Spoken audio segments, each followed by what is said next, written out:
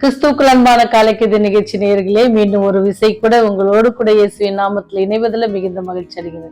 இந்த நாள்ல நமக்கு வருகிற வாக்கு தத்துவம் எங்க இருந்து அப்படின்னு சொன்னா 1 சாமுவேல் 16ஆம் அதிகாரம் 7வது வசனமா உங்களோட கூட பகிர்ந்து கொள்ள நான் ஆசைப்படுகிறேன். அது என்ன அப்படின்னு சொன்னா 7வது வசனத்தை சொல்றது, கர்த்தர் சொல்றாரு. எப்படி சொல்றாங்கன்னா, மனுஷன் பார்க்கிறபடி நான் பாரேன். மனுஷன் முகத்தை பார்க்கிறான், கர்த்தரோ இருதயத்தை பார்க்கிறவரா இருக்கிறார் அப்படின்னு சொல்லி வசனம் நமக்கு சொல்லுது. என்ன அப்படி நடந்துச்சுன்னா, ஒரு பணக்கார பெண்மணி என்ன செஞ்சிருந்தாங்கன்னு சொன்னா, விறகு வெட்டுவதற்காக போயிருந்தாங்க. அந்த வீதியில அவங்க போய்கொண்டிருக்க ஒரு வாலிபனை பார்த்து, ஒரு அமெரிக்க கருப்பினத்தை சேர்ந்த ஒரு மனிதனை பார்த்து என்ன செய்யறாங்க அப்படின்னு சொன்னா, தம்பி நீங்க எனக்கு இந்த மரத்தை கொஞ்சம் வெட்டி கொடுங்க, இந்த விறகு வெட்டி கொடுத்தீங்க அப்படின்னு சொன்னா நான் உங்களுக்கு கொஞ்சம் காசு கொடுக்குறேன் அப்படின்னு சொல்லி சொன்னாங்களாம். அதே போல அவர் என்ன செஞ்சார் அப்படின்னா, உடனே நான் உங்களுக்கு உதவி செய்யறேன் அப்படின்னு சொல்லி தன்னுடைய ஆடையை மேல் ஆடையை கொஞ்சம் ஷர்ட்டை கழட்டி வச்சுட்டு என்ன செஞ்சாங்க அப்படின்னு சொன்னா, அந்த பணக்கார பெண்மணிக்கு அந்த மரத்தெல்லாம் வெட்டி கொடுத்துட்டு வெட்டி விட்டாங்க. அவங்க சொன்னாங்க, எங்க வீடு பக்கம்தான் இருக்கு, நீங்க என்ன செய்யுங்க, இதை அங்க வந்து தூக்கிட்டு வந்து கொடுத்துருங்க அப்படின்னு சொல்லி சொன்னாங்களாம்.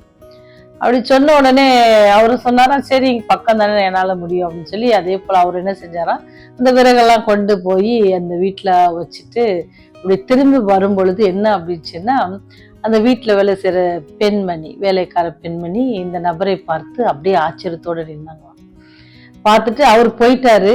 போயிட்ட உடனே என்ன செஞ்சாங்க, இந்த பெண்மணி ஓடி போய் அவர் தன்னுடைய எஜமானியை பார்த்து, அவமா நீங்க பெரிய தவறான காரியம் செஞ்சிட்டீங்க அப்படின்னு சொன்னாங்க. நான் என்ன தவறான காரியம் செஞ்சுட்டேன், நமக்கு விறகு தேவைப்பட்டுச்சு தானே, அதை தான் நான் போய் வாங்கிட்டு வெட்டி எடுத்து வந்தேன். எனக்கு கடவுள் என்ன செஞ்சாரு, ஒரு வாலிபனையும் கொடுத்தாரு. அந்த வாலிபன் மூலமாக என்ன செஞ்சேன், இந்த காரியத்தை ரொம்ப நேர்த்தியா முடிச்சு ரொம்ப சீக்கிரமா என்னுடைய வேலை முடிஞ்சு நான் திரும்பி வந்துட்டேனே, நீ ஏன் இதை ஓடி வந்து ரொம்ப இது பண்ற அப்படின்னு சொன்ன. அப்போ அந்த சிறுமி சொன்னாலாம், உங்களுக்கு உதவி செய்தது யாருன்னு உங்களுக்கு கண்டுபிடிக்க முடியலையா, உங்களுக்கு தெரியலையா, உங்களுக்கு தெரியுமா அவர் யாருன்னு, ஒரு பெரிய மனுஷன், பெரிய கல்விமான், பெரிய பேச்சாளர் அப்படின்ட்டு அடுக்கிட்டே போனாலாம். அவளுக்கு ரொம்ப பயமாயிருச்சு. நீ யாரு சொல்ற, அவர் பேர் என்னன்னா புக்கர் டி வாஷிங்டன் அவர் பேரு அப்படின்ட்டு சொன்னாங்களாம். அவருக்கு பார்த்தீங்கன்னு சொன்னா அவர் நல்ல பேச்சாளர், அது மாத்திரம் இல்ல, அவர் அநேகருக்கு உதவி செய்கிறவர், அவர் ஒரு தயாள குணம் உள்ளவர்.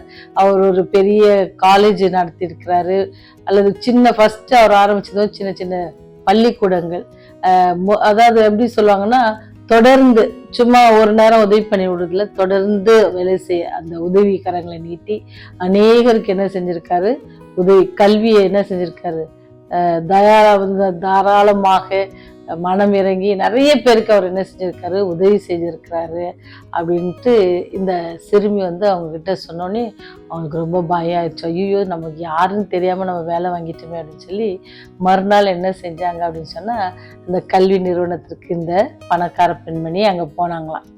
அங்க அப்படி போன உடனே என்ன ஆச்சு அப்படின்னு சொன்னா, அந்த அவர்கிட்ட வந்து ரொம்ப மன்னிப்பு கேட்டாங்களா. அவர் சொன்னார், இல்ல நீங்க இது மன்னிப்பு கேட்கணும்னு அவசியம் இல்லை. ஏன்னு சொன்னா, எனக்கு எப்பவுமே இந்த ஆஃபீஸ் அந்த மாதிரி உட்காந்துட்டு தானே இருக்கேன், என் உடலுக்கும் கொஞ்சம் என்ன தேவை, ஒரு எக்ஸசைஸ் மாதிரி ஒரு வேலை செய்யணும்ல, குனிஞ்சு நிமிர்ந்து, அதனால அதை நான் அப்படி யோசித்தேன். இன்னொன்று வந்து என்ன, எனக்கு உதவி செய்வது என்னது எனக்கு ரொம்ப பிடிக்கும், அது வந்து என்னுடைய எப்படி எனக்கு ஒரு ஹாபி மாதிரி அல்லது ஹேபிட்டாவே மாறிடுச்சு. அதனால நீங்க சொன்ன உடனே எனக்கு அது வந்து பெருசா தெரியல, மற்றதெல்லாம் எனக்கு பெருசத்துல ரொம்ப ஈஸியா இருந்துச்சு, அதனால நான் பண்ணிட்டேன் அப்படின்னு சொன்னாங்க. ஏன் இந்த கதை சொல்லப்படுதுன்னா, அதுக்கப்புறம் என்ன நடந்துச்சுன்னா, இந்த பெண்மணி என்ன செஞ்சாங்கன்னா, அவங்களுடைய சொத்துக்கள்ல பாதி இவ்வளோலாம் அவங்களுக்கு தேவையை அதை மாத்திரம் வச்சு மீதியெல்லாம் அந்த கல்வி நிறுவனத்துக்கு எழுதி வைத்ததாக கதை. உண்மையாக நடந்த நிகழ்ச்சிகளை பதிவிலிருந்து வாசித்தது ஒன்று. சரிங்களா. ஏன் இந்த கதை நமக்கு சொல்லப்படுதுன்னு சொன்னா, அந்த பணக்கார பெண்மணி போலதான் நீங்களும் நான் அநேக வேலையில என்ன செய்யறோம், மற்றவர்களை பார்த்து எடை போட்டுடுறோம். சரிங்களா. நம்ம அதான் ஆண்டவர் சொல்றாரு, மனுஷன் பார்க்குற மாதிரி நான் பார்க்க மாட்டேன். அவர் என்ன பார்க்குறாருன்னு சொன்னா, உங்க இருதயத்தையும் என் இருதயத்தையும் அவர் பார்க்குறாரு, அதுல என்ன இருக்கிறது எல்லாம் அவருக்கு தெரியும். அவர் பார்த்துட்டு தானே செய்யறாரு, காரியங்களை நமக்கு வாய்க்கு பண்றாரு.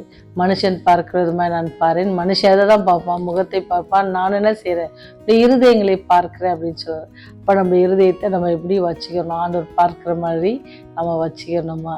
அவர் வந்து வாசல் அறையிலேருந்து கதவை தட்டு கொண்டிருக்கிறார். அவரை திறந்து நம்ம உள்ள விடுவதற்கு ஆயத்தமா இருக்கிறோமா அப்படின்னு சொல்லி நம்ம பார்க்கணும். ஏன்னு சொன்னா வேதாமத்துல பாத்தீங்கன்னா தாவீதை ஆண்டவர் என்ன செய்வாரு, அவருக்கு ராஜாவாக ஏற்படுத்தணும் அப்படின்னு சொல்லி அவங்க ஈசாய் வீட்டுக்கு அனுப்புவாங்க. அதான் அந்த 8வது வசனத்துல நீங்க பார்க்கணும். அப்போ அவன் சொன்ன சாமுவேல் கூட கலந்து போகும்படி அவங்களுடைய எல்லா பிள்ளைங்களையும் நிறுத்துவாரு. யாரை நிறுத்த மாட்டாரு? தாவீதை நிறுத்த மாட்டாங்க. எல்லாரும் பார்த்தா நல்லா உயரமாக பராக்கிரமசாலியாக போருக்கு போகிற மாதிரி நல்ல அந்த ஒரு ஆரோக்கியத்தோடு இருக்கிற எல்லா பிள்ளைகளும் பார்த்தாங்க. அதனால சாமுவேல் சொன்னாரு, இல்ல இதுல யாரையும் ஆண்டவர் எனக்கு வெளிப்படத்துல, வேற யாராவது இருக்காங்களான்னு சொன்னா, ஆமா ஒரு பையன் ஆடு மேய்ச்சிட்டு இருக்கிறான் அப்படின்ட்டு சொல்லுவான். அப்படி அவனை போய் கூட்டுவாங்க அப்படின்னு சொன்னோன்னே வந்த பிறகு அவன் மேல என்ன செய்வார், அபிஷேக எண்ணெயை விடுவாங்க. ஏன் இதை சொல்றேன்னு சொன்னா, நீங்களும் ஒருவேளை அவங்க அப்பாவே என்ன செய்யல, தாவீதை லைன்ல நிக்க வைக்கணும்னு தோணலை. ஆனா ஆண்டவர் என்ன செஞ்சாரு பார்ப்பாரு. ஒருவேளை நம்மளை எல்லாரும் ஒதுக்கிடுறாங்க, நம்முடைய ஒருவேளை நம்ம ஹைட்டுக்காகவோ அல்லது நம்முடைய படிப்பின் காரணமாக, நம்ம அழகில் எந்த காரியமா இருந்தாலும், எந்த காரியமா யார் பார்த்துட்டு இருக்காங்க? ஆண்டவர் பார்த்துட்டு இருக்காங்க. ஆண்டவர் பார்த்துட்டு இருக்கும்போது என்ன செய்வார் அவரு, நீங்க ஆடு மேய்ச்சிருந்தாலும் என்ன உங்களை கீழே இருந்து அவர் மேன்மையாக மாற்ற வல்லவராக இருக்கிறார். ஒருவேளை நம்மள எல்லாரும் பைத்தியக்காரங்க நினைச்சாங்கன்னா ஆண்டவர் என்ன செய்வார், உங்களை கல்விமானாக மாற்ற வல்லவராக இருக்கிறார். அப்பேற்பட்ட வல்லமையுள்ள தெய்வம் தான் நீங்களும் நானும் ஆராதிக்கிறோம்.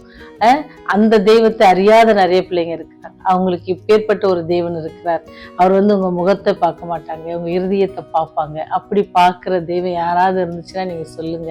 ஆனா நான் ரொம்ப ஸ்ட்ராங்கா சொல்லுவேன். ஏன்னு சொன்னா அவர் எங்களுடைய இருதயத்தை பார்த்து எங்களுடைய தேவைகளை ஒவ்வொரு நாள் சந்தித்து, மனுஷர் பார்க்குற மாதிரி எங்களை அவர் பார்க்காதபடிக்கு ஒரு நாள் ஒருவேளை நாங்கள் தவறு செய்தால் கூட அவர் என்ன செய்யறாரு, வாலண்டியா எங்களுக்கு அவர்கிட்ட கேட்கும் பொழுது என்ன செய்யறாங்க, மன்னிக்கிறாங்க. மன்னித்து அவர் சொல்றாரு, என்ன செய்யறேன், அந்த நான் கடலின் கடையாந்திரங்களை போடுறேன் அப்படின்னு சொல்லி அப்பேற்பட்ட ஒரு அன்பான தேவன் இருக்கிறார். அதனாலதான் அவர் சொல்றாரு, நான் மனுஷன் பார்க்குற மாதிரி பார்க்க மாட்டேன், நான் தான் செய்யறேன், உங்களை நான் ஒவ்வொருவரையும் அவர் நன்றாக அறிந்திருக்கிறார். அவர் சொல்ற உங்களை உள்ளங்கையில நான் வச்சிருக்கிறேன் அப்படின்னு சொல்றாரு. அப்படி உள்ளங்கையில ஒருத்தர் உங்களை வச்சிருக்கிறான்னு சொன்னா நம்ம எதுக்கும் கவலைப்பட தேவையில்லை, நம்ம எதற்கும் என்ன செய்ய தேவையில்லை, பயப்பட தேவையில்லை. ஏன்னு சொன்னா ஆண்டவர் நம்மை அப்படி உள்ளங்கையில வச்சிருக்காரு. நம்ம உள்ளங்கையில இருக்கிற பொருளுக்கு என்னது, எப்பவுமே ரொம்ப பாதுகாப்பு அதிகம். சரிங்களா?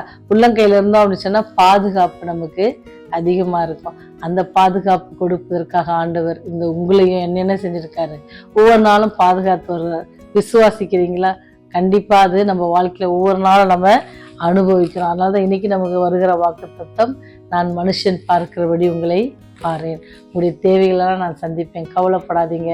இந்த மாதத்துல அநேக ஒருவேளை பள்ளங்கள் மேடுகள் எல்லாம் இருந்திருக்கலாம். ஆனா இந்த நாட்கள் ஒவ்வொரு நாளும் நம்ம கடந்து வருவதற்கு தேவன் கிருபை செய்திருக்கிறார். ஒருவேளை நம்ம கூட பிறந்தவங்க நம்மளை ஒதுக்கி வச்சிருந்திருக்கலாம், அல்லது வேலை ஸ்தலங்கள்ல நம்ம ஒதுக்கி வச்சிருந்திருக்கலாம். கவலைப்படாதீங்க, ஆண்டவர் என்னது பார்த்துட்டு இருக்கிறாரு. அவங்கெல்லாம் நம்ம முகத்தை பார்த்து காரியங்களை செஞ்சிருக்கலாம். ஆனா ஆண்டவர் என்ன செஞ்சிருக்காரு, நம்முடைய இருதயங்களை பார்த்து கொண்டிருக்கிறார். நீங்கள் இருதயத்துல என்னெல்லாம் வேண்டி கொண்டிருக்கீங்களோ அதெல்லாம் அவர் நிறைவேற்ற வல்லவராக இருக்கிறார். அவருடைய சித்தத்துக்கு ஏற்றபடி இருக்குன்னு சொன்னா அவர் ஏற்ற வேலையில உங்களுடைய காரியங்களை எப்படி தாவீது ஆடு மேய்த்தவனை என்ன செஞ்சாரு, அரசவையில உட்கார வைத்தாரோ அதே போல உங்களுடைய வாழ்க்கையில நீங்க எது எங்களுக்கு கிடைக்கல அப்படின்னு நினைச்சிட்டு இருக்கீங்களோ அதை அவர் கிடைப்பதற்கு அவர் உங்களுக்கு கிருபை செய்வார்.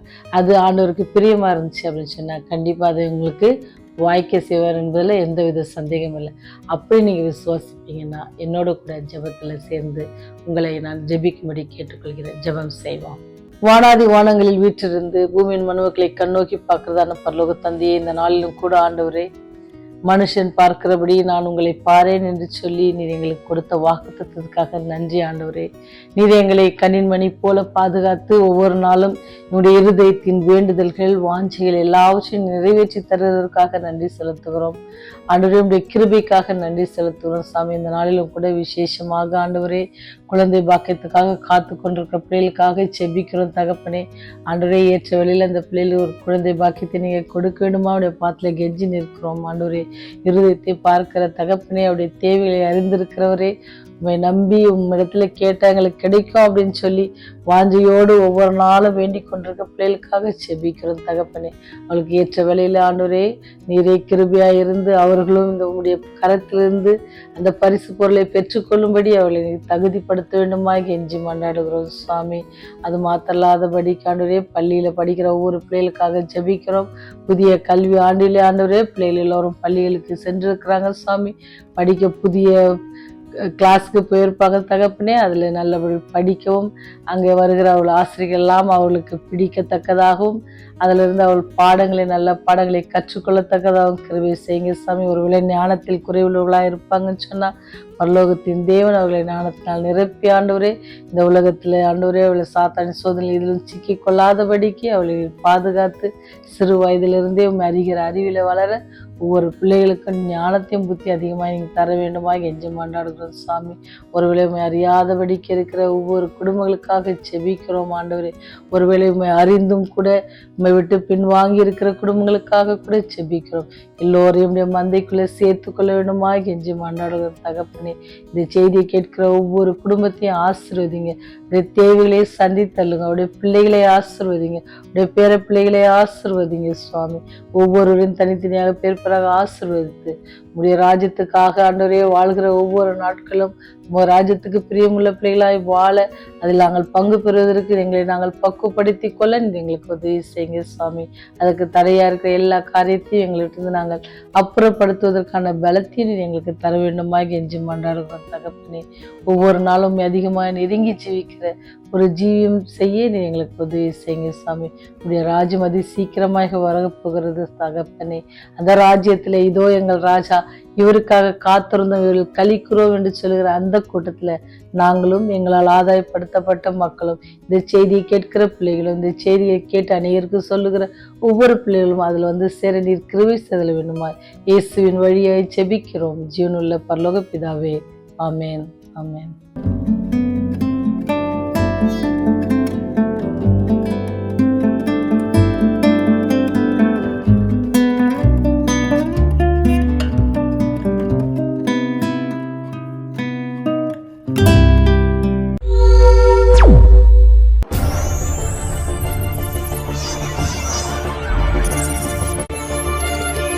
நீங்கள் பார்த்துக் கொண்டிருப்பது உங்கள் ரிவைவல் டிவி.